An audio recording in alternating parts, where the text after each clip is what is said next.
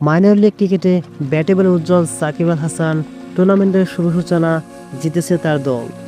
দেশের হয়ে লাল সবুজের জার্সি গায়ে দিয়েও খেলতে না পারলেও যুক্তরাষ্ট্রের মাইনর লিগ ক্রিকেটে দারুণ অভিষেক হয়েছে সাকিব আল হাসানের।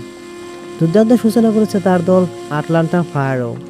মরিসভিল রেডটার্সকে 96 রানে বিশাল ব্যবধানে হারিয়ে টুর্নামেন্টের শুভ সূচনা করেছে তারা। তাতে ব্যাটে বলে উজ্জ্বল ছিলেন বাংলাদেশ অলরাউন্ডার সাকিব আল হাসান।